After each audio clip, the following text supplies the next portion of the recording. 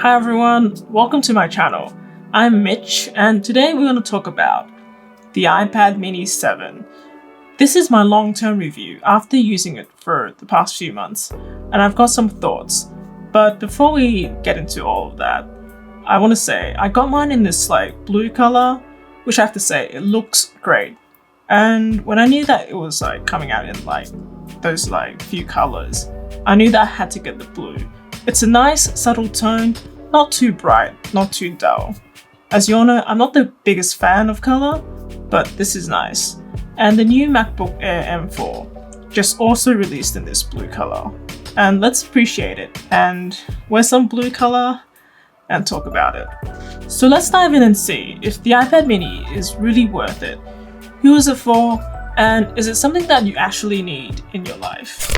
So what's new with the iPad mini 7?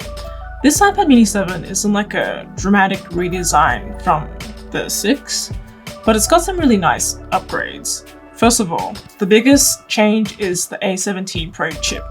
It's the same one found in the iPhone 15 Pro. That means a significant boost in performance, better efficiency, longer battery life. It's faster, snappier, and handles just about anything I throw at it without taking a sweat. Another thing people had concerns about in the previous model was jelly scrolling, where the screen refresh wasn't entirely in sync when scrolling. Apple has apparently made some refinements here, and honestly, I haven't noticed any issues. It's smooth, responsive, and does exactly what you'd expect from an Apple display. It all means the iPad mini 7 is just faster, better battery, smoother, has a iPhone 15 Pro A17 chip, and I guess that's really it.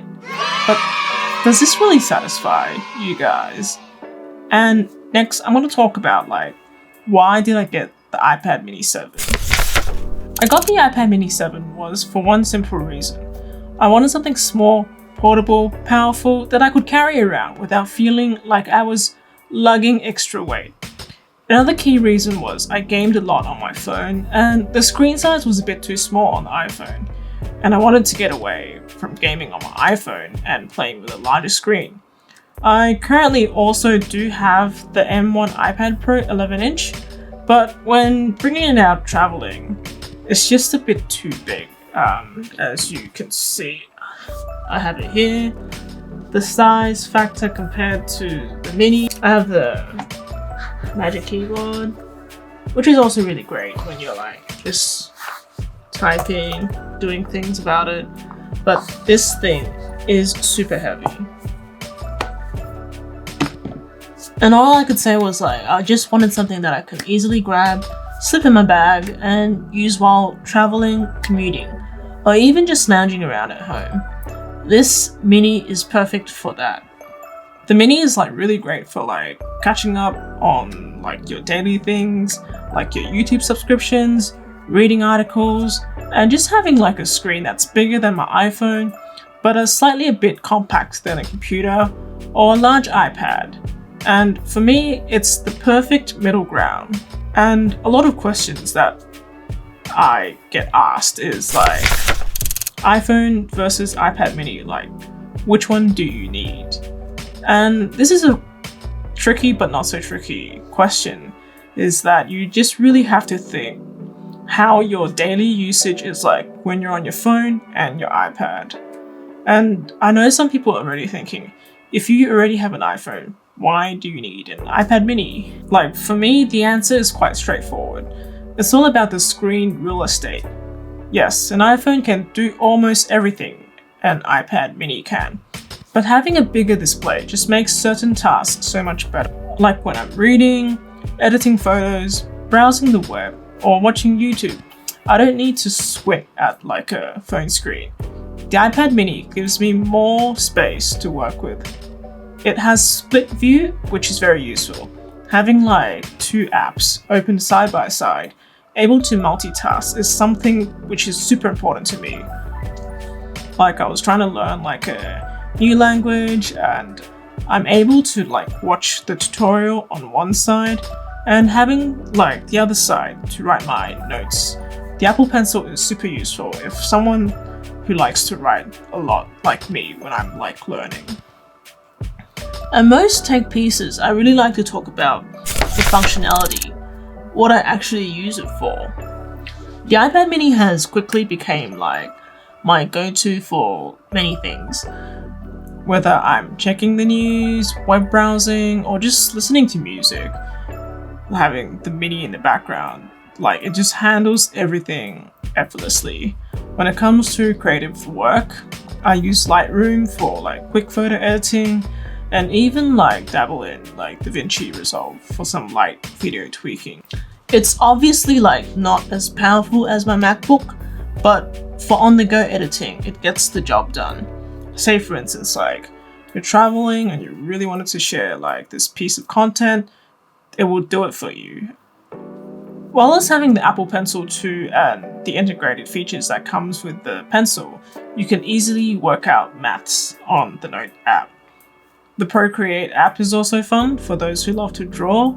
I've tried like drawing things, not so great at it, but I've created some like simple animations, which comes in like super handy, and I could just export those and put those in my content videos. You can also handwrite graphics and animate them and just put those in your art or YouTube content, which is something I find like quite special when you're trying to like make something a bit more different. Sharper 3D is also an app that I got my hands onto. It's like a 3D modeling rendering software. The app is optimized for Apple Pencil, making it easy and intuitive to use.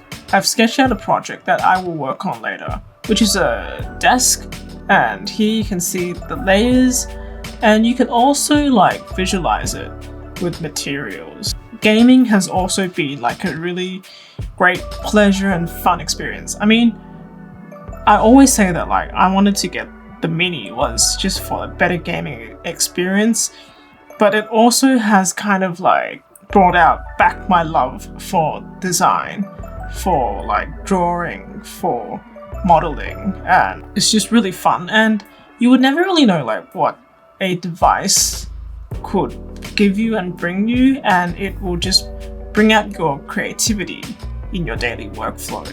But let's talk about gaming. Gaming has also been like a great experience. The A17 chip keeps things like running smoothly. If you're a gamer, and the screen real estate will really come in handy. Just trust me on that one. It's super cool. And of course, like watching content is like a treat. YouTube, Netflix, everything looks good on this display. The speakers are okay, decent, but if you want like better audio experience, pairing it with portable speakers or AirPods makes a big difference.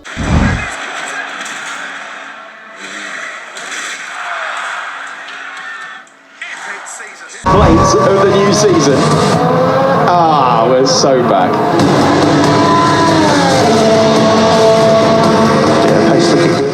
I also picked up 2 cases from ESR. One is a standing case, which is great for watching videos, and the other is a folio case, which is more compact for travel. I will put the link in the description and you guys can check it out. Apple Intelligence and AI features is built in the iPad mini 7. Right now, it's not something that I find myself using a lot, but here's the thing, with Apple rolling out more AI-powered features in the future, it's good to know that the Mini 7 is ready for it. It's not one of those things where I might not need it today, but a year or 2 down the line, it could be like a game changer. Something that I tried really cool was the smart object removal. It's quite a nice touch to have, and all you just need is to select the object, just kind of like draw, scribble across it, and AI will just like simply remove it. What's my thoughts on the iPad mini 7? I mean, like, using it for a few months, my honest take is that I couldn't be happier with it. It's small, powerful, easy to carry around, and that's exactly what I wanted to do. But of course, no device is perfect. Some things I wish they could have improved. Touch ID is okay for me. I would prefer to go with Face ID.